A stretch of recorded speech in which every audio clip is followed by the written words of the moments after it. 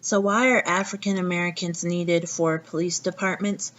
Some of the reasons that I found is that, for one, researchers say that African Americans are more optimistic about community policing programs. And for those who don't know what community policing is having more of an interaction with citizens, being more personable.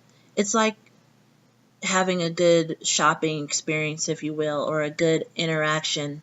Like, let's say if you go on a shopping trip, you want to be treated with respect, you want to be helped, you want someone to listen to your needs and to guide you in the right direction, and that's more of what community policing is about. And another reason is what researchers touch on is the fact that African American police officers are more approachable by citizens. Personally, I have noticed this, and granted, I am not an officer, but as a Denver Public Safety Cadet, one of my main requirements is to go on ride-alongs, and I have the option to choose which department I ride along with.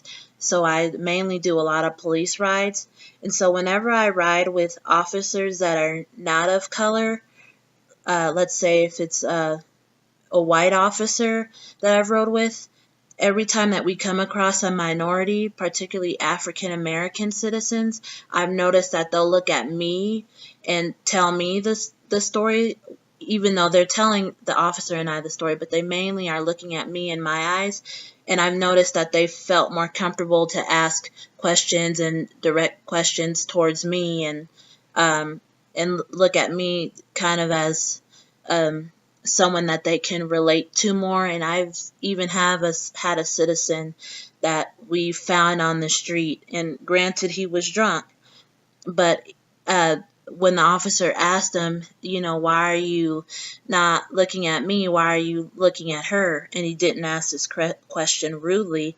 He said, I'm looking at her because we are the same. And when he said that we are the same, that meant that I'm African American, and that meant that he's African American. So we are the same people, in that we could relate more.